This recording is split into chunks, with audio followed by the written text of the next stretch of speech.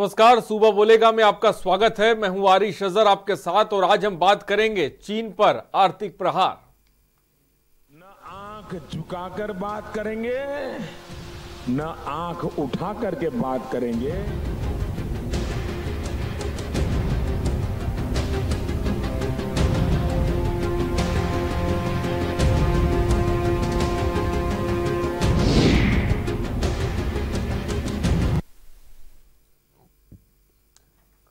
तो गलवान में हमले के बाद देश में लगातार चीन के सामान के बहिष्कार की मुहिम तेज हो रही है। फिल्म स्टार से लेकर नेता तक चीन के सामान को इस्तेमाल न करने की अपील कर रहे हैं। हिंदुस्तान ने चीन के खिलाफ आर्थिक युद्ध छेड़ दिया है। देश से अब चीन का कचरा साफ होना शुरू हो गया है। न आंख झुकाकर बात करेंगे, न आंख उठा करके बात करेंगे।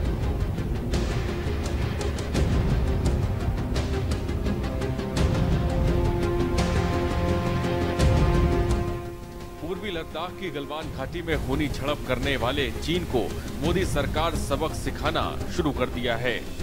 भारत सरकार ने चीन की कमर तोड़नी शुरू कर दी है। केंद्र सरकार ने 59 चाइनीज ऐप पर बैन लगाकर चीन को यह संदेश दे दिया है कि अब ड्रैगन की एकड़ी हिंदुस्तान में नहीं चलने वाली। भारत सरकार ने चीन के खिलाफ जो एक्शन लिया है वो हर अखबार के फ्रंट पेज की स्टोरी बनी है। ये पहला मौका नहीं है जब भारत ने चीन को झटका दिया है। इससे पहले हजारों करोड़ों के टेंडर निरस्त किए जा चुके हैं।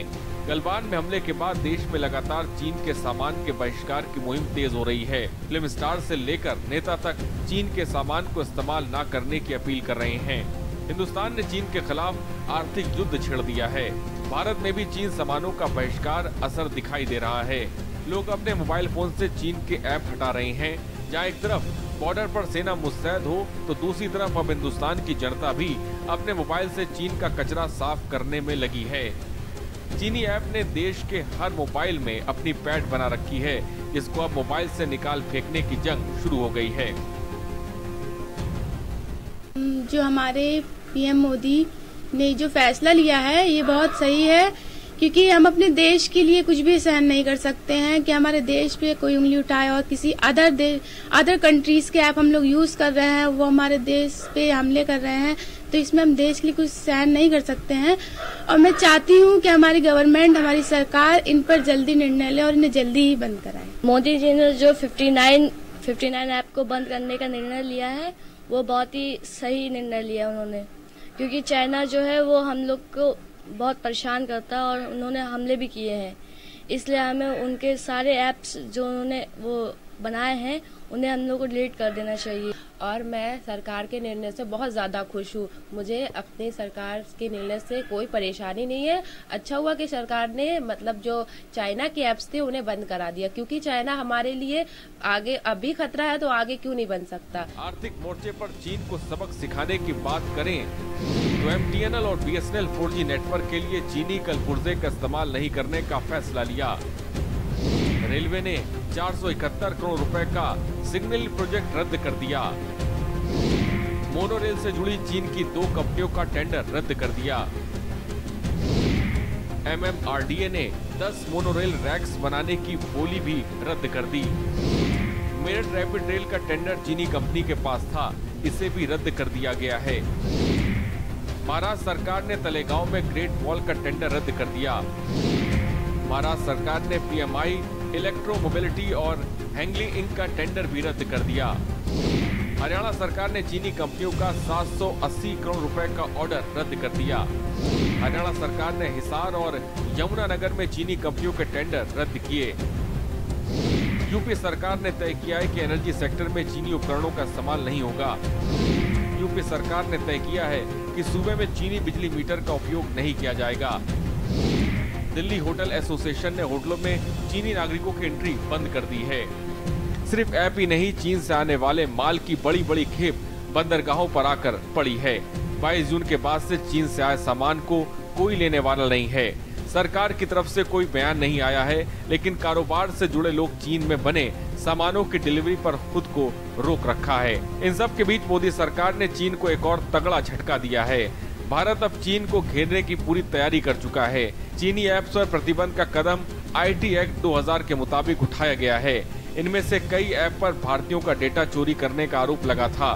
तस्वीर साफ है, अब चीन को हर मोर्चे पर जैसे को तैसे का जवाब दिया जाएगा। स्पेशल डेस्क के न्यूज। गलवान घाटी पर चीन ने जिस तरह से अपनी हरकत की है उसका जवाब देना बहुत जरूरी है, जिसके मद्देनजर कुछ फैसले लिए गए हैं। जो फैसले हमने थोड़ी देर पहले आपको रिपोर्ट में दिखाए, 59 चाइनीज ऐप्स पर बैन लगाने की बैन जो है वो लगा दिया गया है। 780 करोड़ रुपए का ऑर्डर रद्द कर दिया गया है। इसके अलावा भी कई ऐसे फैसले हैं। बंदरगाहों पे आपको बता दें, चीन से आने वाले माल की खेप पड़ी हुई है, जिसको पूछने वाला कोई नहीं है। तो ये स्थिति है और ये बहुत जरूरी हो जाता है जिस तरह से चीन ने गलवान घाटी में कदम उठाए, जो नापाक हरकत की। चीन की कमर तोड़ने वाला ये फैसला है और अब सवाल यही है कि आखिर अब चीन पर आर्थिक प्रहार करने की जरूरत है। जिस तरह से बड़े पैमाने पर, चाहे हमारे मोबाइल फोन की हम बात कर लें उसमें चीन घुसा हुआ है, हम घर की बात कर लें उसमें चीन घुसा हुआ है, तमाम प्रोडक्ट्स हम इस्तेमाल करते हैं। तो ये अब सवाल उठ रहा है कि आखिर जब इतनी बड़ी तादाद में इतनी बड़ी रकम चीन हिंदुस्तान से अपनी जगह ले जाता है और उसकी इकोनॉमी उससे मजबूत होती है, तो क्यों ना उसी चीज पर हम प्रहार करें और उसकी कमर तोड़ें। ये बहुत जरूरी है। इसीलिए सुबह बोलेगा में आज हम इसी पे बात कर रहे हैं। थोड़ी देर में नंबर्स लगातार फ्लैश होंगे, आप कॉल कर सकते हैं, अपनी बात रख सकते हैं। लेकिन इन सब के बीच बड़ी खबर यही है, केंद्र सरकार ने 59 चाइनीज ऐप्स पर बैन लगाकर चीन को साफ तौर पे ये संदेश दे दिया है, अब ड्रैगन की हिकड़ी हिंदुस्तान पे चलने वाली नहीं है। भारत सरकार ने चीन के खिलाफ जो एक्शन लिया है वो हर अखबार के फ्रंट पेज की स्टोरी है, आप लगातार उसको देख रहे हैं। ये पहला मौका नहीं है जब भारत ने चीन को इस तरह का झटका दिया है। इससे पहले हजारों करोड़ के टेंडर निरस्त किए जा चुके हैं, ये भी हम आपको बता दें। और गलवान में हमले के बाद देश में लगातार चीन के सामान के बहिष्कार की मुहिम भी तेज हो रही है। फिल्म स्टार से लेकर नेता तक चीन के सामान को इस्तेमाल ना करने की लोगों से अपील कर रहे हैं और हिंदुस्तान ने चीन के खिलाफ आर्थिक युद्ध कहा जा सकता है कि पूरी तरह से छेड़ दिया है कि चीन के सामानों का बहिष्कार होना चाहिए। लोग अपने मोबाइल फोन से चीन के ऐप को हटा रहे हैं, बड़ी तादाद में लोग अपने मोबाइल फोन से चीन के ऐप्स को हटा रहे हैं। जहां एक तरफ बॉर्डर पर सेना मुस्तैद है तो दूसरी तरफ अब हिंदुस्तान की जनता भी अपने मोबाइल से चीन का कचरा साफ करने में पूरी तरह से लग गई है। चीनी ऐप्स ने देश के हर मोबाइल में अपनी पैड बना रखी है, ये बखूबी आप जानते हैं। और इन ऐप्स के माध्यम से बहुत बड़ा डेटा चोरी भी किया जाता है जो किसी से छिपा नहीं है। वो तमाम ऐप हैं जिनकी लिस्ट जारी की गई है, वो आप अखबारों में देख सकते हैं, वो सोशल नेटवर्किंग साइट पे वो ऐप चल रहे हैं और हम भी लगातार आपको दिखा भी रहे हैं ग्राफिक्स के जरिए।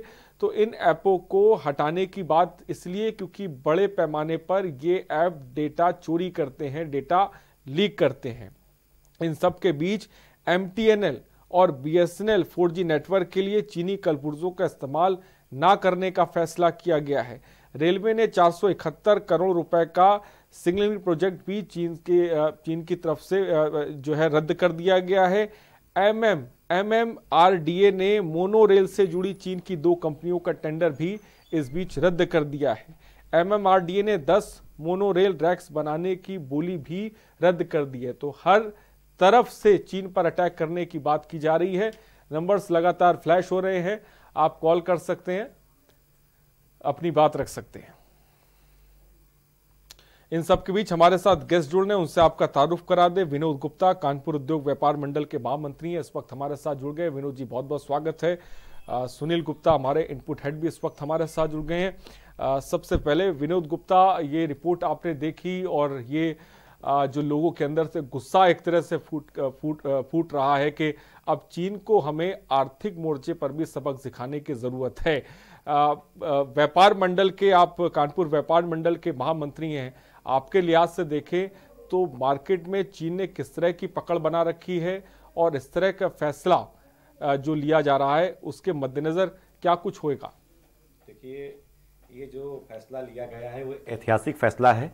अभी तक तो जो सरकारें आती थी वो केवल घोषणाएं करती थी, मगर माननीय प्रधानमंत्री जी ने पूरे देश की रक्षा के लिए, पूरे देश की इकनॉमी बढ़ाने के लिए उन्होंने जो 59 ऐप्स जो उन्होंने पूरी तरीके से डिलीट किया है। इसके लिए हम स्वागत करते हैं। हम व्यापारी पूरी तरीके से उनको इसके लिए उनको धन्यवाद देते हैं। और रही बात यह कि आर्थिक दृष्टि से अरबों रुपए का उनका नुकसान होगा। ये इस तरीके से पहले बहुत सारे हम लोग व्यापारी लोग विरोध करते थे कि चाइना से किसी प्रकार का कोई माल ना लिया जाए। हम लोग तमाम आंदोलन करते थे, तमाम बातें करते थे, तमाम हमारे जो कारखाने थे यहाँ के बंद हो चुके थे।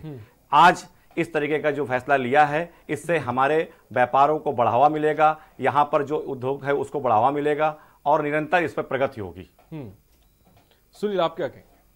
ये वाकई में कहीं ये जो फैसला है ये वाकई में काबिल तारीफ है कि ये फैसला तो बहुत पहले हो जाना चाहिए था कि जब चीन लगातार उस तरीके की हरकत करने से बाज नहीं आ रहा था तभी ये फैसला हो जाना चाहिए था। लेकिन वजह कहीं ना कहीं ये रही होगी कि शायद अब मान जाए की स्थिति चलती रही। लेकिन अब जब चीन ने सीधा गलवान घाटी पर जब हमारे सैनिकों पर जब हमला किया तो सीधी सी बात उसमें प्रधानमंत्री ने इस बात को गंभीरता से लिया और उन्होंने इस बात पे जिस तरीके से उन्होंने हमला किया, उन्होंने इस हमले का जवाब उनके पास सीधा एक ही था कि चीन को कहीं ना कहीं से हम आर्थिक रूप से अगर उसको इस हमले में अगर हमने उसको ये अटैक किया तो जाहिर सी बात है कमर की उसकी चीन की कमर टूटने में जरा भी तनिक भी देर नहीं लगेगी। और वही उन्होंने किया भी कि रेलवे के जो 471 करोड़ रुपए के ठेके दिए गए थे उसको उन्होंने तत्काल वहीं से उसको निरस्त कर दिया गया। उसके बाद एक के बाद एक हजारों करोड़ के जो टेंडर दिए गए थे, जो देश में करने काम उनको दिए गए थे, वो सब के सब उनको रोक लगा दी। और सबसे बड़ा काम जो उन्होंने चाइना के जो 59 ऐप हैं उनको उन पर जब उन्होंने ब्रेक लगाया है तो ये एक बहुत बड़ा काम किया है।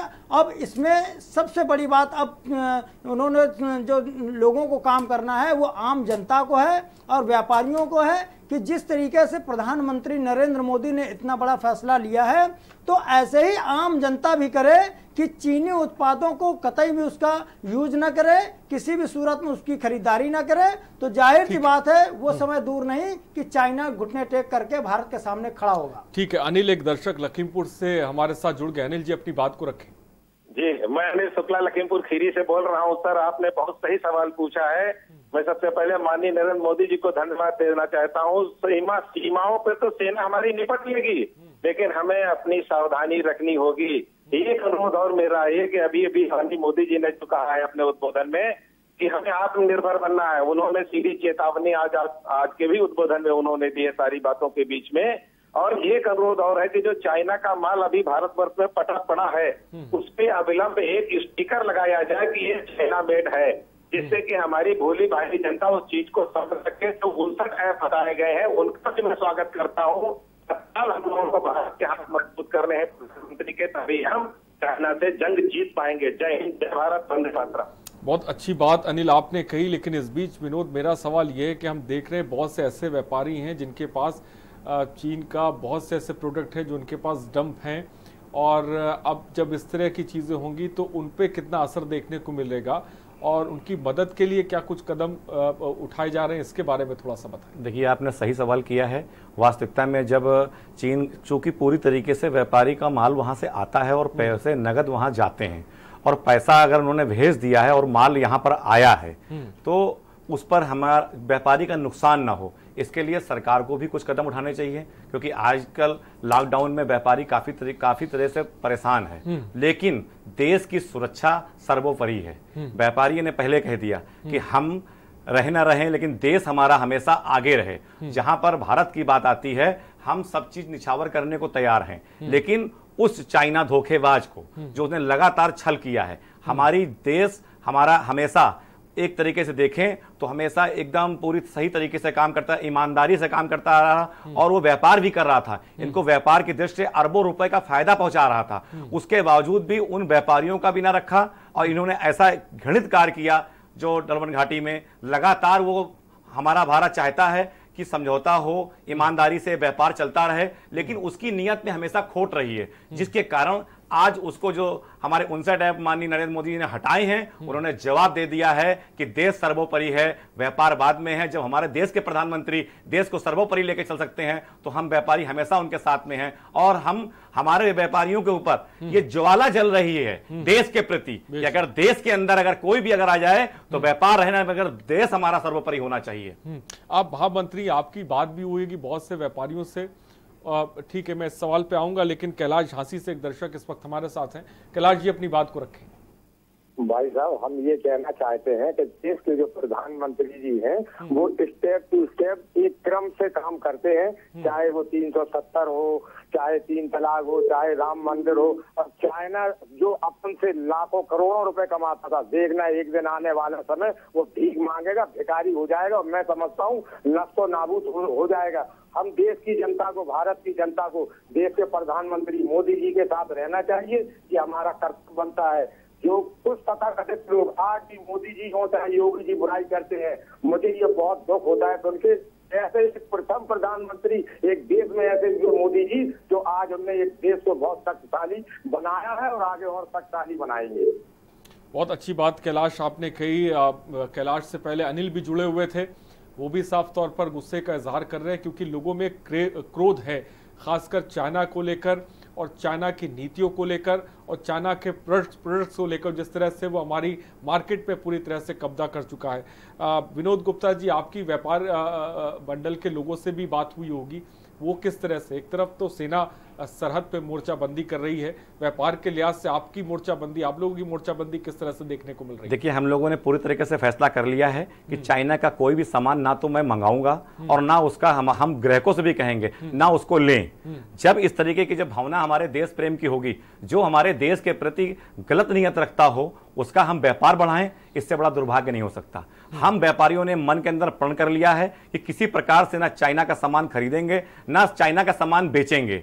और ये हमारे लिए, सब देश के लिए, सारे लोगों के लिए ये है संदेश है कि जब माननीय मोदी जी ने इतना बड़ा फैसला लिया है, आज अभी उन्होंने अपनी बात को कहा भी है कि देश सर्वोपरि है और देश को आत्मनिर्भर बनाने के लिए सबसे बड़ा अच्छा अवसर है कि आज हमारे यहाँ लाखों हमारे युवा जो बेचारे बेरोजगार हैं, आज वो अपने ऐप स्वयं बनाएंगे। आज हमारे बिहार में मित्रा नाम करके जो है टिकटॉक की तरह बनाया है उन्होंने, ऐसे ऐप हमारे तमाम युवा हैं, उनको मौका मिलेगा, उनको कार्य करने का मौका मिलेगा। जो आज हमारा पैसा जो चाइना की ओर जा रहा था वो हमारे देश में रुकेगा, हमारे देश की बेरोजगारी कम होगी। आपको याद होगा कि इसके पहले करीब 2000 से पहले जब आता था तो चाइना का इतना सामान नहीं आता था। जब हमारे यहाँ जो है दीपावली, होली होती थी तो सर्व लोग अपने अपने घरों में होली की पिचकारियां बनाते थे, रक्षाबंधन होता था और रक्षाबंधन के पहले ही 2 महीने पहले से हमारे यहाँ जो वर्कर लग जाते थे और रक्षाबंधन की राखियां बनाते थे। लेकिन आज वो चाइना ने पूरी तरीके से कब्जा कर लिया और हमारे लोग बेरोजगार होने लगे। तो आज सबसे अच्छा मौका है कि अपने देश की राखी बने, अपने देश की होली हो, अपने देश की दिवाली हो। ये सबसे बड़ा आज हमारे नरेंद्र मोदी जी ने यह काम करके बहुत अच्छा काम किया है। हम सब व्यापारी हमेशा उनके साथ हैं और हमेशा साथ देंगे। बेशक हम सब व्यापारियों के साथ हम भी खड़े हुए, लेकिन इस बीच सुनील, मेरा सवाल यहाँ पे ये है कि चीन की नीतियों को लेकर हम हमेशा से ही वाकिफ रहे हैं, तमाम मुल्क वाकिफ रहे हैं चीन की रणनीति को लेकर, उनकी नीतियों को लेकर। ऐसा नहीं लगता कि जो कदम इस वक्त उठाया जा रहा है, ये कदम हमें धीरे धीरे बहुत पहले से उठा देना चाहिए था, क्योंकि इस वक्त कोरोना काल चल रहा है। चीज़ें मैं मानता हूं कि ये फैसला बहुत मुश्किल है, खासकर इस वक्त में जब बेरोजगारी भी बहुत ज़्यादा है, लोगों के धंधे बड़े पैमाने पर चौपट हो रहे हैं।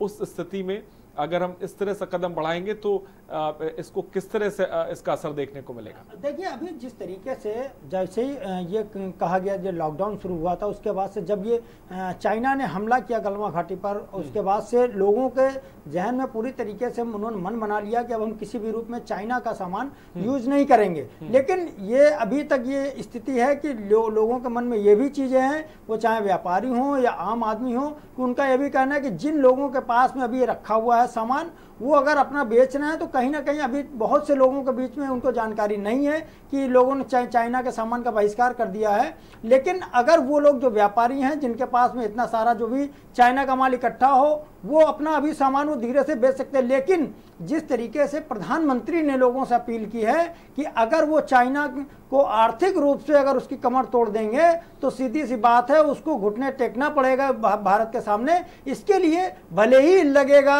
कि हमको हमारा व्यापारी कहेंगे हमारे पास इतना सारा माल, हमारे पास डंप है, उसको आखिर हम बर्बाद हो जाएंगे। लेकिन अगर वो व्यापारी उसमें कहीं ना कहीं देश के जो बड़े उसमें बैठे हुए हैं उनसे लोगों से संपर्क करके कि आखिर हमारा ये जो नुकसान होगा इसमें इसका क्या रास्ता होगा, तो जाहिर सी बात है कि आर्थिक वहाँ पर बैठे हुए लोग हैं, आर्थिक दृष्टि से जो भी उनके सामने जो समस्याएं होंगी उसको कहीं ना कहीं ऊपर सेंट्रल में बैठे हुए अधिकारी उनकी समस्याओं को दुरुस्त करने का प्रयास करेंगे। चूंकि अभी एक बैठक भी हुई थी, उसमें सामने ये मुद्दा उठा था कि आखिर ये अगर इस तरीके के मामले आते हैं तब क्या किया जाएगा। तो उसमें जो तमाम आर्थिक विशेषज्ञ थे उनके साथ में ये बैठक हुई, उस पर निर्णय लिया गया था कि जिन व्यापारियों के पास जो बड़े स्तर पर जहां जिनका डंप है वो किसी न किसी तरीके से अपने माल को, अगर उनको लगता है कि इसको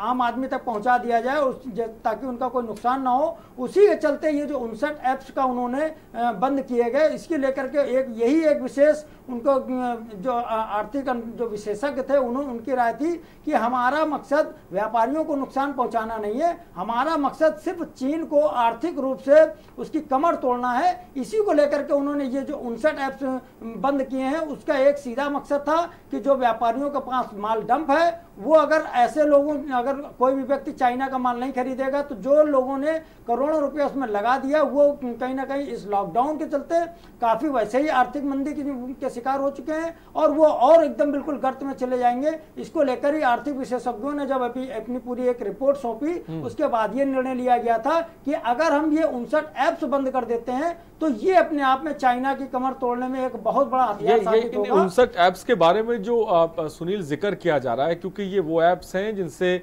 डेटा की हैकिंग की जाती है, बड़े पैमाने पर हैकिंग की जाती है। इसमें चीन बहुत आगे है और चीन का मकसद ही होता है कि आपके मोबाइल में इतने सारे ऐप आपने डाल रहे हैं जिससे जो है वो आपके डेटा को लीक कर लेते हैं, पर्सनल इंफॉर्मेशन को चुरा लेते हैं, जो बहुत घातक है। सुनिए नहीं, उसमें देखिए उसके लिए ही ये व्यवस्था की गई कि ये अगर ये 59 ऐप्स बंद कर दिए जाएंगे तो ये इसके लिए आर्थिक रूप से सबसे बड़ा नुकसान इसमें चाइना का होगा। और जो व्यापारियों ने जिनके पास जो माल डंप है, बात करें केवल अकेले मोबाइल की नहीं और भी तमाम सारे खिलौने हैं, तमाम सारी मशीनें हैं वो जो कि डंप पड़ी हुई हैं, तो ऐसे में उनको कहीं ना कहीं उनका एक निस्तारण भी जरूरी था। उसको लेकर ही क्योंकि अगर एकदम से ये हो जाएगा कि सारे माल को ही बिल्कुल बेचने पे प्रतिबंध लगा दिया जाएगा तो कहीं ना कहीं व्यापारियों का एक बड़ा नुकसान होगा। तो इसलिए कहीं ना जो देश के प्रधानमंत्री हैं उनके जहन में इस बात को भी उन्होंने रखा है कि व्यापारियों का किसी भी सूरत में नुकसान नहीं होना चाहिए। हाँ, जो लोगों के मन में चाइना के प्रति गुस्सा है तो उस गुस्से का इजहार करने के लिए सीधी सी बात हम उनके जो उन्होंने 59 ऐप्स थे जिससे उनको हजारों करोड़ रुपए का उनका फायदा हो रहा था चाइना का, उनको सबसे पहले उन्होंने उस पर प्रतिबंध लगा दिया। और ये वाकई में अपने आप में बड़ा कदम है कि इनके प्रतिबंध लगने से सबसे बड़ी बात तो ये कि जो भी यहाँ पर जो चाइना जो लोगों के मोबाइल में ये ऐप्स डाउनलोड हैं तो उनसे जो भी बातचीत कर रहे हैं या जो भी तमाम सारा डाटा है जो यहाँ से चाइना पहुँचने की एक आशंका थी उस पर एक बड़ा विराम लग गया। और सबसे बड़ी चीज कि इनको जो लोग यूज नहीं करेंगे तो उससे एक चाइना को एक आर्थिक प्रहार भी होगा। और सबसे बड़ी बात यह है कि बिना मोबाइल को जो व्यापारी हैं उनके पास जो माल डंप है उसको भी कोई नुकसान नहीं होगा कि जो लोग जिन्होंने बेच दिया है या जो लोग बेच रहे हैं और खरीदने वालों को भी किसी न किसी सूरत में वो जो उनको भुगतान कर देंगे। तो व्यापारियों को जो सबसे बड़ा नुकसान होने की एक आशंका थी उस पर कहीं ना कहीं एक विराम लग गया है इनके ऐप्स को बंद कर देने के बाद में। तो वाकई में प्रधानमंत्री नरेंद्र मोदी ने और जो उनके आर्थिक विशेषज्ञ हैं उनकी एक बड़ी कहीं ना कहीं एक जो विशेषज्ञता के चलते ही ये एक इतना बड़ा कदम उठाया गया है। और इससे वाकई में एक बात सामने आ गई है कि कहीं भी अब व्यापारियों को नुकसान भी नहीं होगा। हाँ, ये जरूर है कि अब वो समय रहते ही अब जो माल वहां पे जो जिस तरीके से बंदरगाहों पे पड़ा हुआ है उसको जो उनको भुगतान जिन्होंने हो सकता है कर दिया होगा। और जैसा कि बताया विनोद जी ने कि ज्यादातर जो माल होता है वो भुगतान करने के बाद ही लिया जाता है। तो ऐसे में उस पर भी एक बड़ा विचार विमर्श चल रहा है कि जो माल वहां पर पड़ा हुआ है उसको आखिर इन लोगों तक कैसे पहुंचाया जाए और उसका किस तरीके से इस्तेमाल किया जाए कि आम जनता जो विरोध कर रही है चाइना के सामान का वो विरोध भी ना हो और चाइना को आर्थिक मुद्दे पर एक बड़ी चोट भी दे दी जाए। तो आर्थिक मुद्दे पर एक बड़ी चोट दी जाए, लेकिन इस बीच सरकार की तरफ से आपको बता दें कोई बयान अभी इस पे नहीं आया है। लेकिन कारोबार से जुड़े लोग चीन में बने सामानों की डिलीवरी पर खुद को उन्होंने रोक रखा है। बड़ा फैसला व्यापार वर्ग के लोगों ने लिया है। इन सब के बीच भूपेंद्र तिवारी अर्थशास्त्री इस वक्त हमारे साथ जुड़ गए। भूपेंद्र जी, आपका बहुत बहुत स्वागत है।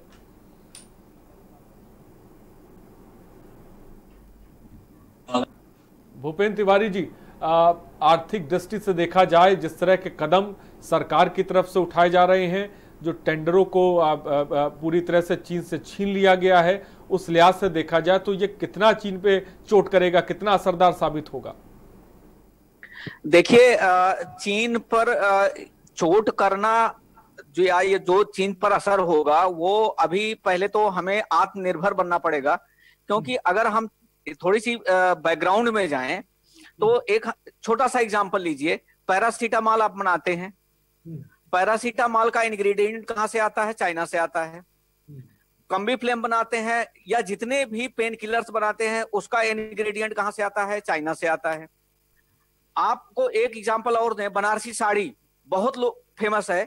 बनारसी साड़ी का जो रॉ मटेरियल है वो चाइना से आता है।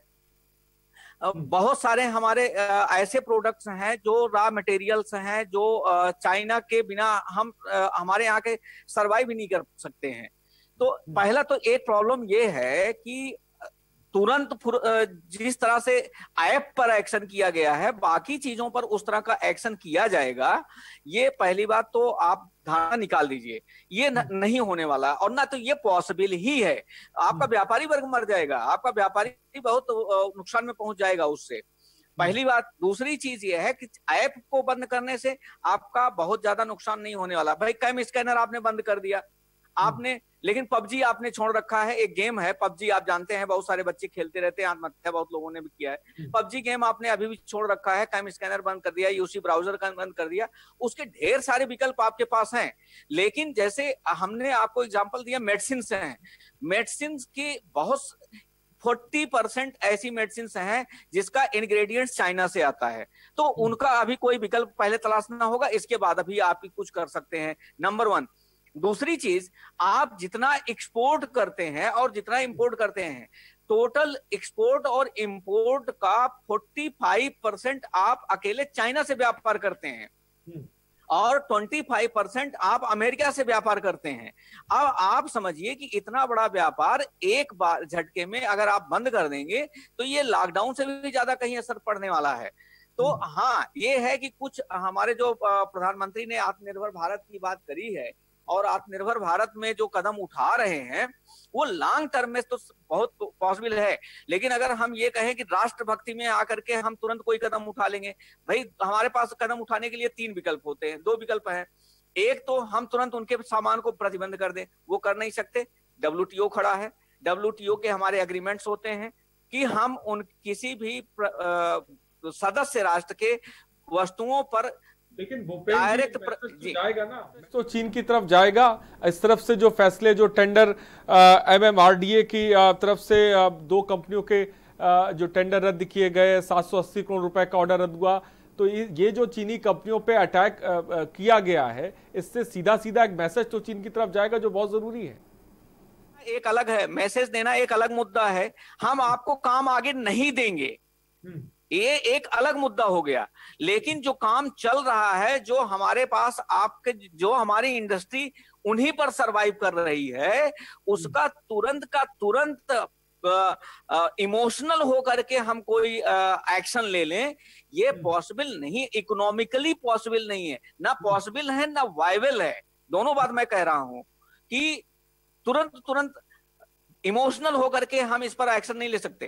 भाई अगर आप मान लीजिए एक चाइना पर लोग कह रहे हैं, जैसे कल से मैं सुन रहा हूं बहुत सारे लोगों को, कि चाइना से आयात होने वाले वस्तुओं पर आप तुरंत प्रतिबंध लगा दीजिए, आयात ही ना हो। जब आयात नहीं होगा तो हम उसको यूज ही नहीं करेंगे। अरे भाई, WTO इसीलिए तो बनाया गया था। 1 जनवरी 1995 को जब WTO खड़ा था, उसके पहले गाइड बना था, general agreement on trade and tariff and trade. तो ये आप बताइए, इसीलिए बनाया गया था कि सदस्य राष्ट्रों के बीच में कोई भी आप किसी के साथ पक्षपात नहीं कर सकते। इवन कि मैं आपको बताऊं, अगर आपने कस्टम ड्यूटी बढ़ा दी, वो तुरंत काउंटर वेलिंग ड्यूटी बढ़ा देगा, प्रतीकारात्मक कर कहते हैं इसको, काउंटर वेलिंग ड्यूटी लगा देगा। आपने टैरिफ बढ़ाया, वो टैरिफ बढ़ा देगा। जैसा कि आपने अभी देखा होगा कुछ दिन पहले अमेरिका के साथ ट्रेड वार, इसी को ट्रेड वार आप लोग कह रहे थे, यही चीज थी।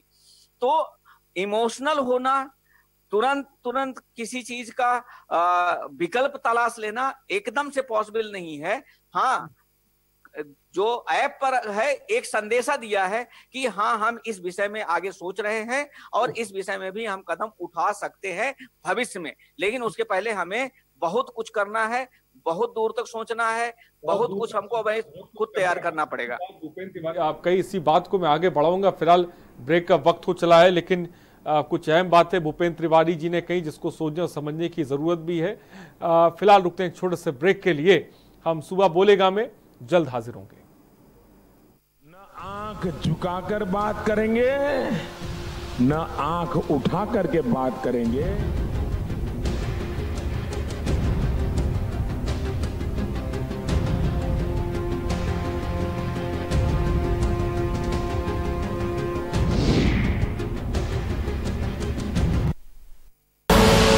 आप देख रहे हैं के न्यूज, खबरों का सारथी।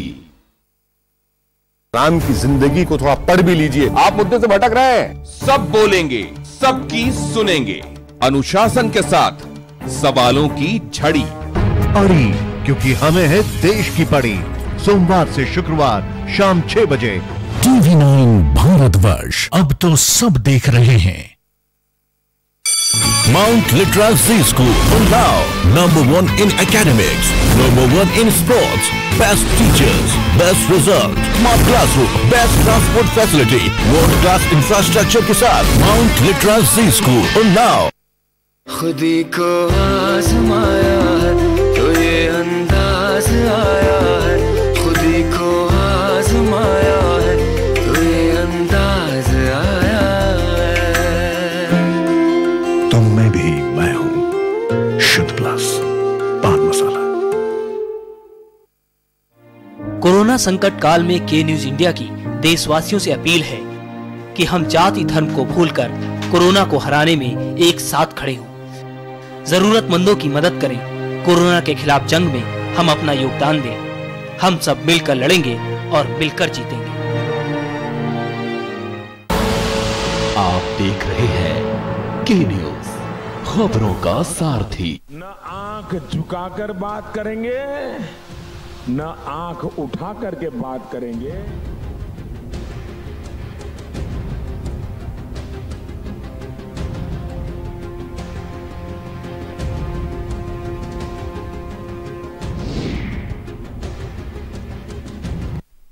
ब्रेक के बाद आपका स्वागत है सुबह बोलेगा में। आर्थिक प्रहार पे हम बात कर रहे हैं जो चीन पे बहुत ज्यादा जरूरी है, लेकिन उन सब के बीच आंकड़े पर भी हम नजर डाल रहे हैं। भूपेंद्र तिवारी जी ने ब्रेक से पहले जिक्र किया कि 45% हम चाइना को आयात करते हैं, 25% हम अमेरिका से करते हैं। तो इसमें एक चीज तो समझ में आती, बड़े पैमाने पर डिपेंडेंसी है चाइना पर हमारी, इसमें कोई दो राय नहीं है और ये किसी से छिपा भी नहीं है। लेकिन इन सब के बीच कई सारे सवाल भी हैं जिनको पूछने की जरूरत है और चीजों को समझने की जरूरत है।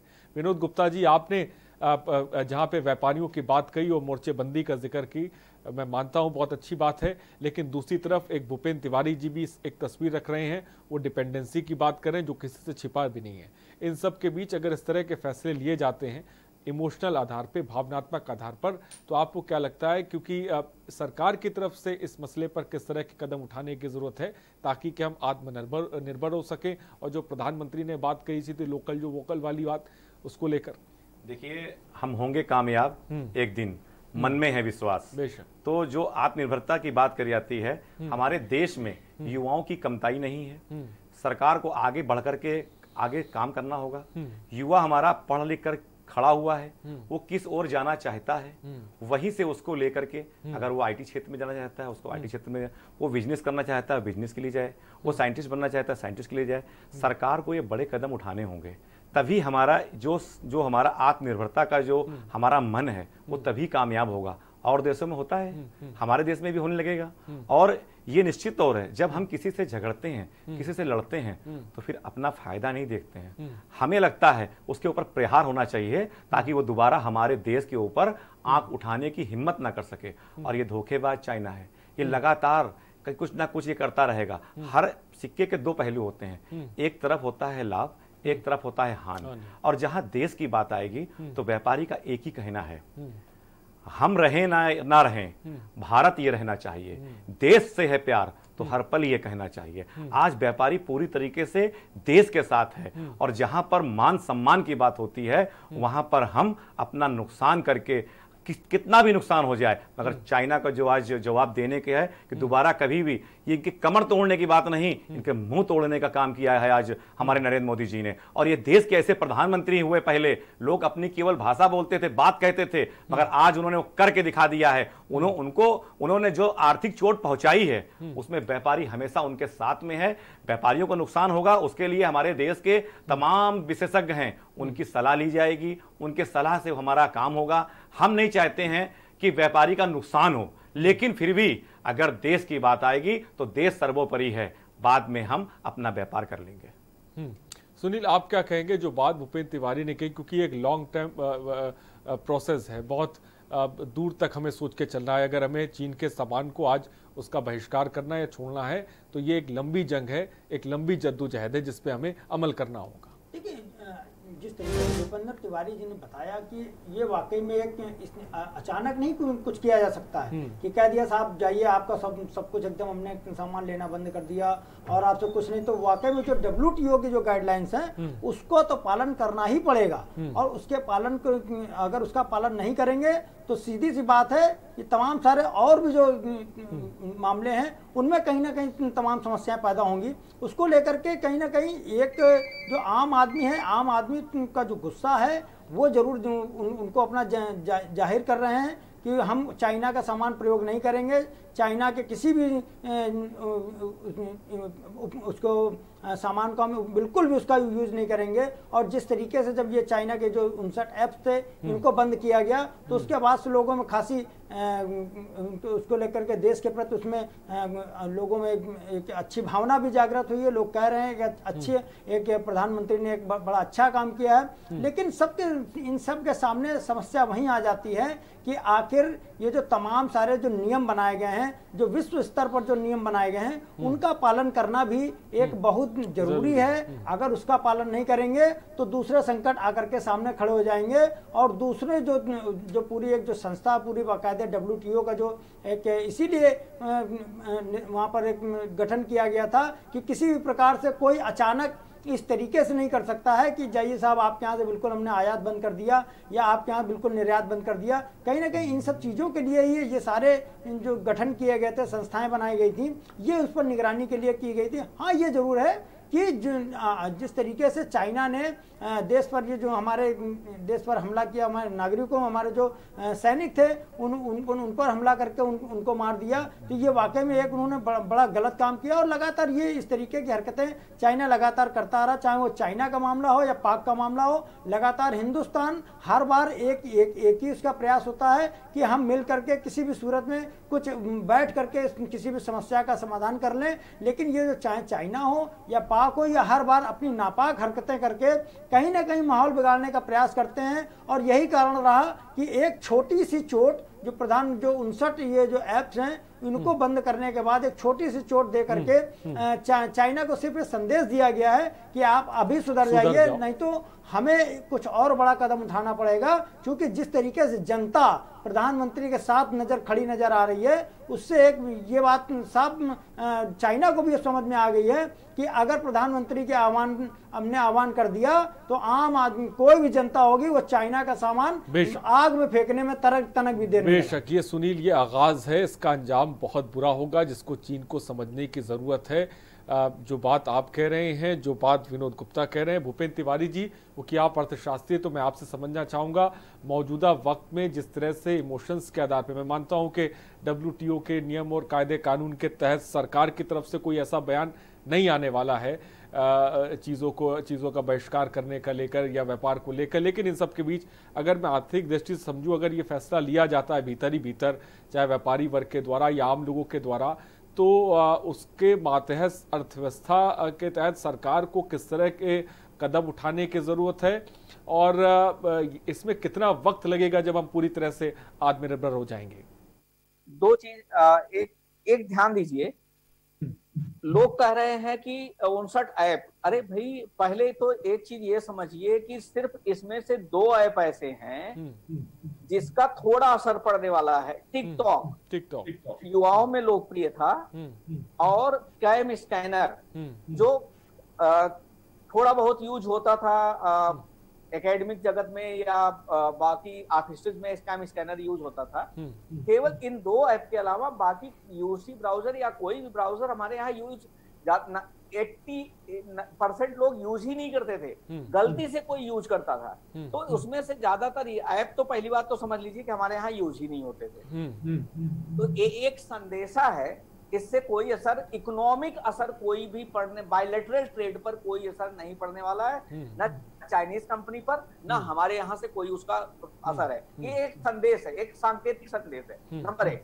नंबर 2, अगर हम ये सिर्फ कर दे, अगर हम बहुत ज्यादा इमोशनल हैं, होली आती है, रंग कहाँ का यूज करते हैं? चाइना का रंग यूज करते हैं, अब गुलाल अबीर चाइना का यूज करते हैं। दीपावली आती है, भगवान की, गणेश की, लक्ष्मी की प्रतिमा हम चाइना का यूज करते हैं, मूर्ति हम चाइना का यूज करते हैं, और तो और छोड़ दीजिए, दिया जलाते हैं ना, दिया, झालर, ये सारी चीजें हम चाइना का यूज करते हैं। और मैं बताऊं आपको, झेंगजाऊ में इनका पूरा एक इंडियन मार्केट है, जो केवल दीपावली, गणेश प्रतिमा, भगवान और ये सारी चीजें यही लोग बेचते हैं। ये सिर्फ इंडिया को इंपोर्ट एक्सपोर्ट करते हैं। बहुत बड़ी मात्रा में खिलौने आपके आते हैं, इलेक्ट्रॉनिक प्रोडक्ट्स आते हैं। इसका एक ही है, अगर मान लीजिए टैक्स बढ़ा देते हैं, हम इनकम पोस्ट का ड्यूटी बढ़ा देते हैं, तो वो हमारे प्रोडक्ट पर बढ़ा देगा। हमारा प्रोडक्ट ऐसे भी महंगा होता है, तो हमारा एक्सपोर्ट जो चाइना को होता है वो और ज्यादा महंगा हो जाएगा, तो उससे हमारा और नुकसान होने वाला है। हम इसको कर नहीं सकते। हम केवल एक जन जागरूकता अभियान, अगर बहुत ज्यादा इमोशनल है, जन जागरूकता अभियान करके इन सारे प्रोडक्ट्स का अगर यूज कम कर दें, अगर हम इनकी जगह पर थोड़ा सा, जो हमारा इंडियन प्रोडक्ट थोड़ा लेबर कॉस्ट महंगा होता है, एक्चुअल में उनके यहाँ लेबर कॉस्ट सस्ती है, हमारे यहाँ लेबर कॉस्ट थोड़ा सा महंगा है, इसलिए उनके प्रोडक्ट सस्ते होते हैं, वो मास प्रोडक्शन करते हैं, एक्सपोर्ट ओरिएंटेड इकोनॉमी है उनकी। हम होम प्रोडक्शन करते हैं, होम कंज्यूमर कंजम्पशन के लिए करते हैं, हमारे यहाँ लेबर कॉस्ट महंगा है, इसलिए हमारे प्रोडक्ट महंगे पड़ते हैं। अगर हम इतने इमोशनल हैं, तो सबसे पहले हमें घर घर ये तय करना पड़ेगा कि बिजली का झालर, बिजली का बल्ब, भगवान की मूर्ति जिसकी हम मंदिर में रख करके पूजा करते हैं, दीपावली पर जलाने वाला दिया, और गणेश जी की प्रतिमा, लक्ष्मी जी की प्रतिमा, गुलाल, अबीर और छोटे छोटे प्रोडक्ट्स, खिलौने, बच्चों को खिलौने जो खरीद करके देते हैं, या ये सब हम प्रयोग करना बंद कर दें। अब ये थोड़ी है कि आप मार्केट में पहुंच जाएंगे और तुरंत ये कह। दूसरा रास्ता मैं आपको बताऊं, चाइनीज कंपनीज ने, जितनी चाइनीज मोबाइल कंपनीज हैं, उन लोगों ने अपने स्टोर्स पर अब मेड इन इंडिया का बोर्ड लगाना शुरू कर दिया है। अब इसको कैसे परिवर्तित कर लोगे? अब ये तो आपको पता नहीं है कि ये वो कह रहे हैं, शब्दों का हेर फेर देखिए, हम लिखते हैं मेड इन चाइना या मेड इन इंडिया, वो लिख रहे हैं मैन्युफैक्चर्ड इन इंडिया, और वो इस चीज का बोर्ड बाकायदे लगा करके प्रचारित करना शुरू कर रहे हैं, और कर दिया है। अभी परसों का इकोनॉमिक टाइम्स उठा करके देखिए, वो बड़े बड़े अपने शोरूम के सामने बोर्ड लगा करके रख रहे हैं कि इन प्रोडक्ट्स के उत्पादन में हमने इंडियन लेबर्स का प्रयोग किया है, इंडियन लोगों के का प्रयोग करके इस प्रोडक्ट का उत्पादन किया है, मैन्युफैक्चर्ड इन इंडिया। अब अगर कोई चाइनीज कंपनी है और वो मैन्युफैक्चरिंग इंडिया में कर रही, उस पर तो आप प्रतिबंध नहीं लगा सकते। तो यहाँ पर इमोशनल होना और आर्थिक चोट पहुंचाना नहीं हो सकता इतनी जल्दी कि तुरंत इमोशनल हुआ और प्रधानमंत्री जी ने बहुत बड़ा कोई आर्थिक चोट चाइना को पहुंचा दिया है। ये नहीं, ये प्रैक्टिकल नहीं है, ये वायबल नहीं है, इकोनॉमिकली ये वायबल नहीं है। एक तो हम पैंडेमिक, अच्छा दूसरी चीज आप एक एग्जांपल और ले लीजिए। लेकिन भूपेंद्र तिवारी जी, छोटे छोटे कदम तो मंजिल की तरफ उठाए जा सकते हैं, ऐसा भी नहीं कि छोटे छोटे कदमों को तो उठाया जा सकता है। हाँ, इमोशनल होकर के आप सोचिए, हाइड्रोक्सीक्लोरोक्विन आपने दुनिया को एक्सपोर्ट किया, दुनिया को एक्सपोर्ट किया है आपने, अमेरिका तक को सहायता भेजी है हाइड्रोक्सीक्लोरोक्विन की, लेकिन उसका इंग्रेडिएंट कहाँ से आया? कभी आपने सोचा? चाइना से आता है इंग्रेडिएंट उसका। अगर चाइना ने इंग्रेडिएंट ना दिया होता ना, तो आप हाइड्रोक्सी क्लोरोक्विन जो कह रहे हैं हम चाइनीज प्रोडक्ट का उपयोग ही नहीं करेंगे। हाइड्रोक्सी क्लोरोक्विन कौन नहीं यूज करेगा भाई? अरे पैंडेमिक चल रहा है, कोविड का संकट चल रहा है, हाइड्रोक्सी क्लोरोक्विन नहीं यूज करेंगे। बुखार आ जाएगा, पैरासीटामोल नहीं यूज करेंगे। बदन दर्द करेगा, कम्बीफ्लम नहीं यूज करेंगे। बरसात का महीना आ रहा है, हर आदमी चौथा आदमी बदन दर्द जुकाम ऐसे पीड़ित होगा। नहीं देखिए भूपेंद्र तिवारी जी वाकई जिस तरीके ये बात अलग है कि सब कुछ वहां से तमाम चीजें आती हैं चाइना से, लेकिन अभी उद्देश्य प्रधानमंत्री का भी नहीं है कि हमारी चीज बंद कर दें और पूरी तरीके से WTO की गाइडलाइन से उनका भी पालन करना है। तो सीधी सी बात, उन्होंने भले ही जो 59 ऐप्स किए उसमें हम लोग 1 या 2 यूज करते हो कि नहीं, सीधी सी बात, चाहे 2 यूज करते हो, ओवरऑल नुकसान चाहे 10 रुपए का उनका हुआ होगा तो कुल मिलाकर उनका एक संदेश देना है। तो इस पर यह भी नहीं कहा जा सकता है कि एकदम से कोई चीज बंद कर सकते। संदेशा देने की जरूरत थी और संदेशा देने की जरूरत हम अपने सरकार से ज्यादा हम नागरिकों का कर्तव्य है कि संदेशा दें कि हम तुम्हारे प्रोडक्ट का बहिष्कार करते हैं, हम तुम्हारे प्रोडक्ट को यूज नहीं करेंगे। हम अगर जिस दिन ये इस लेवल पर उतर गए कि हम चाइनीज झालर नहीं यूज करेंगे, हम चाइनीज लक्ष्मी गणेश की प्रतिमा नहीं यूज करेंगे, हम चाइनीज अगरबत्ती नहीं यूज करेंगे, तो उस दिन असली संदेशा जाएगा। सही बात आपने की, उस दिन असली संदेश जाएगा। विनीत गुप्ता जी, इसी बात को मैं आगे बढ़ाता हूं जो भूपेंद्र तिवारी जी ने उठाई कि जब जब तीर्थ त्योहार आते हैं हम देखते हैं कि डिमांड बढ़ जाती है और लोग ही डिमांड करना शुरू कर सकते हैं। मैं मानता हूं कि व्यापारी वर्ग एक तरफ मुस्तैद हो जाए, लेकिन कई बार ऐसा देखने को मिलता है लोगों की डिमांड, क्योंकि लोग इस्तेमाल करते रहते हैं तो उनकी डिमांड बहुत ज्यादा हो जा सकती है। और एक जिक्र जो भूपेंद्र तिवारी जी ने कहा कि अब भाई जो भी कंपनीज है वो यहीं पे मैन्युफैक्चर कर रही हैं और मेड इन चाइना लिख के जो है मार्केट में माल जो है वो आ रहा है। पहले मेड इन चाइना लिखा रहता, मैन्युफैक्चर इन इंडिया लिख कर आ रहा है, ये भी स्थिति बन गई है। देखिए, मैंने पहले भी कहा है कि जैसे दीपावली आती है तो दीपावली में झालर अपने यहाँ जो युवा हैं वो बनाना शुरू कर देंगे। और रक्षाबंधन आया है तो रक्षाबंधन से जो राखियां आती हैं बाहर से, मैंने पहले ही कहा था कि अपने देश में युवा हैं उनको जो है रोजगार कराया जाए, सरकार उनकी ओर देखे, उनको व्यवस्था करे, उनकी मदद करे। और ये जब जो लेबर यहाँ पर महंगा है, जब सरकार सारी व्यवस्था करा देगी तो यहाँ पर भी सस्ता हो जाएगा। और सस्ता जब माल हो जाएगा तो सस्ता हमारे मार्केट में बिकेगा। जब कोई चीज सस्ता बिकेगी तो चाइना अपने आप पीछे हो जाएगा। ये काम हमारी सरकार को व्यापारियों के सहयोग से, इसमें विशेषज्ञों की राय से ये काम होना चाहिए। क्योंकि अगर हम ये सोच लें अगर चाइना से हम काम बंद कर देंगे तो हमारा ये खराब हो जाएगा, वो खराब हो जाएगा। देखिए, सबसे बड़ी बात है कि जब 0 दिया मेरे भारत ने जब 0 दिया तब दुनिया को गिनती आई, अब देता ना दशमलव भारत तो फिर चांद पे जाना मुश्किल था और आसमां और धरती का अंदाजा लगाना मुश्किल था। तो हमारे भारत के अंदर बहुत सारी चीजें हैं। हम अगर ये कह दें कि अगर चाइना के ऊपर निर्भर हैं, हमारे यहाँ युवाओं की कमताई नहीं है। ये एक युवाओं के लिए ऐसा मौका और ऐसा अवसर है माननीय नरेंद्र मोदी जी ने दे दिया है कि युवाओं को निकल करके आगे आना चाहिए। और हमारे देश के अर्थशास्त्री भी हैं, हमारे देश के विशेषज्ञ भी हैं, उनको एक राय देनी चाहिए कि हमारे यहाँ जो बेरोजगारी हुई है इसका भी एक कारण चाइना ही है। क्योंकि जब चाइना नहीं यहाँ पर सामान बेचता था, नहीं आता था, तो यहाँ पर जो कारखाने थे, छोटे छोटे कारखाने चलते थे,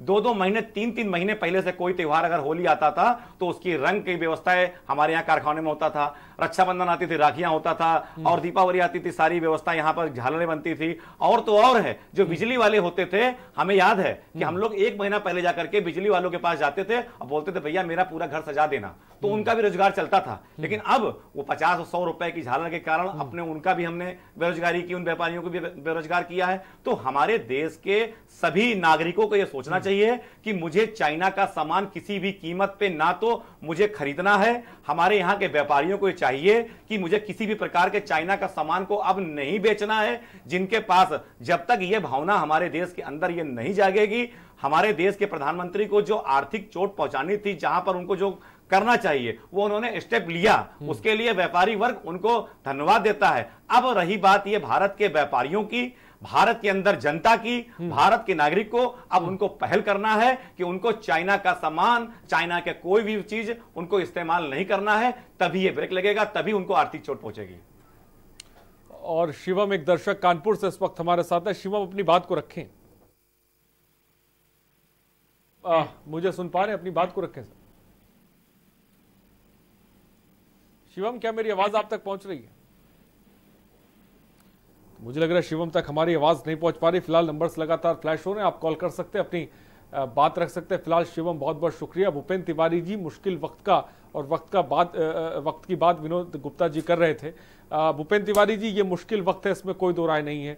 अगर हम इस मुश्किल वक्त को संभावनाओं में तब्दील कर सकते तो ऐसा नहीं लगता कि आने वाले समय में जो हम, जैसे आप मैन्युफैक्चरिंग की बात कर रहे हैं या फिर बेरोजगारी की बात कर रहे हैं या फिर बहुत से ऐसे धंधे हैं जो बंद हो रहे हैं, तो इस समस्या से हम अगर इनको संभावनाओं में हमने तब्दील कर दिया तो हम निपट लेंगे इन तमाम समस्याओं से। कर रहे हैं, इसके लिए हमें दोनों वर्ग का, जितना हमारा अपना उपभोक्ता जिम्मेदार है उतना ही हमारा व्यापारी वर्ग भी जिम्मेदार है और उससे ज्यादा कहीं पॉलिटिशियन जिम्मेदार है। मैं आपको बताऊं, एक एग्जांपल लीजिए टाटा का।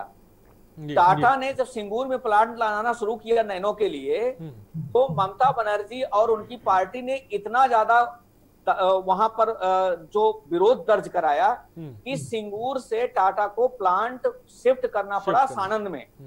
और टाटा ने उस समय बयान दिया था कि even I have invested 15,000 crore, 15,000 crore रुपया इन्वेस्ट करने के बावजूद टाटा को सिंगूर से प्लांट अपना सानंद ले जाना पड़ा और उसका परिणाम यह हुआ कि टाटा नैनो की कीमत बढ़ गई। हुआ क्या? ये परिणाम क्या होता है? रेडीमेड गारमेंट्स, रॉ मटेरियल हमारे यहां से जाता है, गारमेंट्स वहां बनते हैं और वो आकर के हमारे यहाँ बिकता है। आपको मैं बताऊं, स्वराज ट्रैक्टर आप जानते हैं ना? स्वराज ट्रैक्टर पहले पंजाब गवर्नमेंट का हुआ करता था, अब महिंद्रा ने उसको टेक ओवर कर लिया है। महिंद्रा ट्रैक्टर तो आपने सुना होगा ना, सारे लोगों की असेंबली, पार्ट की असेंबली चाइना में होती है और वो उसके बाद आकर के मैन्युफैक्चर वो यहाँ पर इकट्ठा होता है, कंपाइल्ड होता है, फिर ट्रैक्टर का रूप दिया जाता है। पार्ट्स चाइना में बनते हैं, असेंबली इंडिया में होती है। इससे बड़ा कोई विडंबना हो सकती है क्या? सरकार अगर यहाँ पर उन उद्योगपतियों को अगर यही मुहैया करा दे कि उनको यही कह दे कि भाई आप यहाँ पर प्रोडक्ट बेचना चाहते हैं तो यहीं पर मैन्युफैक्चर करना पड़ेगा, और वो भी मास लेवल पे। भूपेंद्र तिवारी जी, जैसा कि बातों को मैं समझ पा रहा हूँ, चीन मास लेवल पे प्रोडक्शन करता है। अलीबाबा, उसकी वेबसाइट की हम बात करें तो उसमें बड़े पैमाने पर चीजों को वो बेचता है और थोक में बेचता है, और यही ऐसा लगता है बहुत बड़ी रीढ़ है जिसकी वजह से तमाम जो मुल्क हैं वो चीन के इर्द गिर्द घूमते हैं। चीन एक्सपोर्ट ओरिएंटेड इकोनॉमी, मैं तो कह ही रहा हूँ, चीन का एक्सपोर्ट ओरिएंटेड इकोनॉमी ही है। उनके 80% प्रोडक्ट बाहर जाते हैं, 20% कंज्यूम करते हैं। हमारे यहाँ उल्टा है, हम जितना प्रोडक्ट करते हैं उसका 70% कंज्यूम करते हैं, 30% एक्सपोर्ट करते हैं। देखिए चाइना में और हमारे यहाँ यही अंतर है। इसीलिए जब अभी चाइना का और अमेरिका का ट्रेड वार शुरू हुआ था तो चाइनीज इकोनॉमी पर सबसे ज्यादा उस समय प्रभाव पड़ा था। और मैं बताऊं आपको, WTO के कुछ ऐसे नॉर्म्स होते हैं कि जिसमें मोस्ट फेवर्ड नेशन, अगर कोई WTO का सदस्य है तो उसको मोस्ट फेवर्ड नेशन का दर्जा अपने आप मिल जाता है। उस दर्जे को ना आप छीन सकते हो कि अगर आपने एक को दिया, जैसे पाकिस्तान आप याद करिए, पाकिस्तान से हमारा हमेशा युद्ध चलता रहता है, हमेशा हमारी लड़ाई चलती रहती है, लेकिन मोस्ट नेशंस का दर्जा आज तक छीन नहीं पाए हैं। मोस्ट फेवर्ड नेशंस का दर्जा तक छीन नहीं पाए हैं। पाकिस्तान की बात मैं कर रहा हूँ, चाइना से तो फिर भी आपके हालात अच्छे हैं। मैं तो पाकिस्तान की बात कर रहा हूँ कि मतलब आप पाकिस्तान पर भी उस तरह के प्रतिबंध नहीं लगा सकते जिस तरह पे चाइना पे लगाने की आप इमोशनली बात करते हैं। हमें अपनी इकोनॉमी को स्वावलंबी इकोनॉमी बनाना पड़ेगा। स्वावलंबन दो तरीके से होता है कि यहाँ पर हम अपनी आवश्यकता की सभी वस्तुओं का उत्पादन खुद करें, और उसके लिए अरे भाई चाइनीज ऐप जब आपने बंद कर दिया तो ये तो हमारे युवाओं के लिए, IT सेक्टर के लिए एक अवसर है कि जितनी चाइनीज ऐप वो लोग चला रहे थे उसका रिप्लेसमेंट वो यहाँ पर। ठीक है, मैं आपके पास आऊंगा। सागर देवेंद्र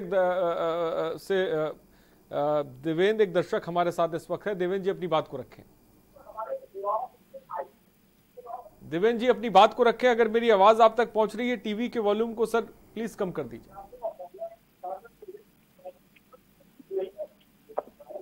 देवेंद्र जी, क्या मुझे सुन पा रहे हैं आप? सुन रहा हूँ जी, बोलिए। सर मैं ये कहना चाह रहा था कि जैसे सर ये ग्रामीण क्षेत्र में है ना जो, तो ग्रामीण क्षेत्र से शहर की तरफ बहुत पलायन हो रहा है। मतलब अभी लॉकडाउन से पहले हो रहा था। जैसे सर ये चाइना का सामान मतलब सस्ता ये बिकता है, तो क्यों ना ग्रामीण क्षेत्र में छोटे छोटे उद्योग खुलवाए जाए, सरकार थोड़ी मदद करे। तो गांव में सर मजदूरी भी ज्यादा है ना शहर से। ठीक है, बहुत अच्छी बात सागर से देवेंद्र जुड़े हुए थे जिन्हीं ने बात कही सुनील कि गांव में अगर फोकस किया जाए इन कुटीर उद्योगों का, छोटे उद्योगों का जो बड़े पैमाने पर वहां पे खोले जाएं, जिसका हम जिक्र कर रहे हैं, तो चीजें थोड़ी सी बेहतर हो सकती हैं। जी वाकई में जो देवेंद्र ने भी बात कही कि अगर हम अपना अभी तक जिस तरीके से जितने भी जो बड़े बात करें, बड़े राजनेता रहे या जितने भी पॉलिटिशियंस रहे, सभी का एक मकसद रहा है कि वो जो बड़े बड़े लोग हैं, बड़ी बड़ी कंपनियां हैं, उनको ला करके उनको एक बड़े स्तर पर वो कहीं ना कहीं शहरों में उनके प्लांट लगवा देते हैं। और उनके बाद सबसे बड़ी जो समस्या आती है उनके सामने मजदूरों वाली, तो लोगों को वहां पर जाकर जो भी कंपनियां आती हैं उनको मजदूरों को लाने के लिए गांव की तरफ रुख करना पड़ता है। अब चूंकि मजदूर जो गांव में एक बड़ी आबादी मजदूरों की रहती है, वो अपना जब उनको लगता है कि हमको उतनी दूर जाने से फायदा कि हम शहर में जाएंगे, वहां रहेंगे कैसे, और रहने फिर उनके परिवार वाली समस्याएं आती हैं। तो वाकई में अगर सरकार जितने भी ग्रामीण इलाके हैं, खास करके वहां पर आबादी के हिसाब से अगर वो देखे और उन ग्रामीण इलाकों में अगर वो अपनी अपनी इस तरीके के जो उद्योग धंधों की अगर व्यवस्था कर दे, तो एक बड़ी आबादी पर जो आर्थिक दृष्टि से इस भारत को मजबूत किया जा सकता है। और जिस तरीके से लोगों में बात कहें कि जो चाइना के खिलाफ जो हम लोग एक मुहिम चला रहे हैं कि चाइना का सामान ना यूज करें, चाइना की चीज़ें ना यूज करें, तो उसको लेकर के तमाम सारी जो एक बड़ा तबका है वो गाँव में भी उसका यूज कर रहा है, लेकिन उनको जानकारी अभी तक कई लोगों को नहीं हो पाई है कि आखिर हम चाइना का सामान यूज कर रहे हैं या इंडिया का यूज कर रहे हैं। जिस तरीके से जब लोगों ने चाइना का विरोध शुरू किया, तो चाइना को कहीं ना कहीं डर लगा कि ऐसा ना हो कि हमारा एकदम से बिल्कुल बहिष्कार हो जाए। तो यही कारण रहा कि जो तमाम सारी चाइनीज कंपनियां थी जिनके ऑरेंज कलर के बोर्ड लगे दुकानों पर, उन्होंने तुरंत वहां पर मेड इन चाइना हटा करके उसमें तुरंत नाम बदला और मैन्युफैक्चर इन इंडिया करके वहां पर तुरंत वहां पर स्टिकर लगाने शुरू कर दिए गए। तो एक बात तो ये थी कि कहीं ना कहीं चाइना के जहन में इस बात का एक डर पैदा हुआ कि अगर आम आदमी ने कमर कस ली कि हमें चाइना का सामान या चाइना का कोई भी प्रोडक्ट हमें प्रयोग नहीं करना है, तो उनका आर्थिक नुकसान एक बड़े स्तर पर होगा। यही कारण रहा कि उन्होंने जितने भी उनके जो शोरूम खुले थे सबके ऊपर उन्होंने स्टिकर लगा करके नए वहां पर स्टिकर लगा दिया कि मेड इन चाइना नहीं है, ये मैन्युफैक्चर इन इंडिया है। तो वाकई में जिस तरीके से उन्होंने इतनी जल्दी सब कुछ मैनेज करना शुरू कर दिया, और यही चीज अगर हमारे भारत में हो जाए कि जब हमारे पास सारी चीजें, मजदूरों की बड़ी तादाद भी है, वहां पर हमारे पास आबादी भी उनसे कई गुना ज्यादा है, अगर इसी तेजी से जिस तरीके से चाइना ने आगे की सोचते हुए तत्काल बोर्डों को बदलना शुरू कर दिया, मेड इन चाइना के स्टिकर हटाने शुरू कर दिए, अगर यही चीज हमारे देश में ये राजनीतिक अगर जो ऊपर बैठे पॉलिटिशियंस हैं ये इसी तेजी से काम करना शुरू कर देंगे। ठीक है सुनील, मैं आपको रोकना चाहूंगा, सीएम योगी आदित्यनाथ संबोधित करें, सीधे लेके चलते हैं। राष्ट्र को संबोधित करते हुए अपना जो मार्गदर्शन दिया है, यह न केवल वैश्विक महामारी कोरोना से बचाव का सर्वोत्तम उपाय है, अपितु प्रत्येक नागरिक के जीवन में खुशहाली लाने का एक महत्वपूर्ण मार्गदर्शन भी है। हम आदरणीय प्रधानमंत्री जी के आभारी हैं, जिनका मार्गदर्शन निरंतर पूरे देश को और देश के 135 करोड़ लोगों को प्राप्त होता रहा है। अनलॉक सेकंड की कार्रवाई के लिए प्रारंभ होने के पूर्व आदरणीय प्रधानमंत्री जी ने जो कुछ महत्वपूर्ण सुझाव दिए हैं, जो चिंताएं व्यक्त की हैं और जो घोषणाएं की हैं, बहुत महत्वपूर्ण हैं। और वो महत्वपूर्ण इसलिए भी हैं कि स्वाभाविक रूप से लॉकडाउन के चारों चरण में जो सतर्कता और सावधानी बरती गई थी, वह अनलॉक 1 के प्रारंभ होने के साथ निरंतर जारी रहनी चाहिए और सभी नागरिकों के हित में कोरोना की चेन को तोड़ने, इसके संक्रमण को हर हाल में रोकने के लिए वे सावधानियां बहुत महत्वपूर्ण हैं। चाहे वह 2 गज की दूरी, मास्क जरूरी, सैनिटाइजर हो या फिर बार बार स्वच्छ जल से हाथ धोने का कार्य। स्वच्छता का जीवन में क्या महत्व हो सकता है? स्वच्छ भारत मिशन के परिणाम ने देश और दुनिया को इसके प्रति पूरी तरह सोचने के लिए मजबूर किया है। इसी प्रकार से लॉकडाउन प्रारंभ होने के साथ गरीब कल्याण पैकेज में गरीबों के लिए जो घोषणाएं हुई वह बहुत महत्वपूर्ण थी। 20 करोड़ महिलाओं को जनधन अकाउंट में धनराशि जाना। इसी प्रकार से प्रधानमंत्री किसान सम्मान निधि से आच्छादित होने वाले 9 करोड़ किसान को सीधे सीधे इस योजना का लाभ मिलना। वृद्धावस्था पेंशन, दिव्यांगजन पेंशन, निराश्रित महिला पेंशन धारकों को इस योजना का लाभ मिलना। एमएसएमई सेक्टर से जुड़े हुए यूनिट के लिए जो पैकेज घोषित किए गए हैं या फिर स्ट्रीट वेंडर के लिए जिस प्रकार की घोषणाएं हुई हैं ये बहुत महत्वपूर्ण है। 80 करोड़ लोगों को मुफ्त में खाद्यान्न उपलब्ध कराने की कार्रवाई है और मैं आभारी हूं आदरणीय प्रधानमंत्री जी का कि इन्होंने ये मुफ्त में राशन को आगामी 6 महीने के लिए बढ़ाया है और यह नवंबर 2020 तक 5 किलो चावल या 5 किलो गेहूं, 1 किलो दाल मुफ्त में राशन की यह व्यवस्था उन्होंने पर्व और त्योहारों को ध्यान में रख करके और आने वाले समय में आम जन की सुविधा को ध्यान में रख करके इसे बढ़ाया है। हम इसके लिए आभारी हैं। समय समय पर आदरणीय प्रधानमंत्री जी का मार्गदर्शन प्राप्त होता है। समय से लिए गए उनके निर्णय के कारण हमारा देश कोरोना संकट से बचा है और दुनिया के अंदर अगर हम तमाम अन्य देशों की तुलना में भारत के अंदर मृत्यु दर को देखते हैं तो स्वाभाविक रूप से एक संतुष्टि होती है। लेकिन जिन सावधानियों की ओर और जिस सतर्कता की ओर आदरणीय प्रधानमंत्री जी ने पूरे देश का ध्यान आकर्षित किया है, हम सबको उसका पालन करना चाहिए।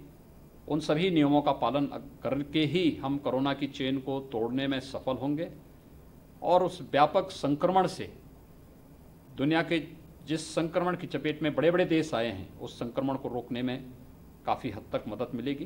मैं आदरणीय प्रधानमंत्री जी का इस मार्गदर्शन के लिए और घोषणा के लिए एक बार फिर से उत्तर प्रदेश की 23 करोड़ जनता की ओर से हृदय से आभार व्यक्त करता हूँ। तो सीएम योगी आदित्यनाथ जी को आप सुन रहे थे साफ तौर पर, जहां पर वो जिक्र कर रहे थे वो कि थोड़ी देर पहले प्रधानमंत्री नरेंद्र मोदी ने भी अनलॉक का जिक्र किया था और जिम्मेदारियों की बात की थी, क्योंकि जैसे जैसे अनलॉक की स्थिति की तरफ हम बढ़ रहे हैं तो हमारे पास जिम्मेदारियां भी बहुत ज़्यादा अहम हो जाती हैं। हमें मास्क पहनना है, हमें सोशल डिस्टेंस का पालन करना है, हमें सैनिटाइज करना है हाथों को। फिलहाल चलिए सुबह बोलेगा के कार्यक्रम में इतना ही। उससे पहले विनोद गुप्ता जी आपका बहुत बहुत शुक्रिया, भूपेंद्र तिवारी आपका बहुत बहुत शुक्रिया और सुनील आपका बहुत बहुत शुक्रिया हमसे जुड़ने के लिए। चलिए आज सुबह बोलेगा में दिए इजाज़त। नमस्कार।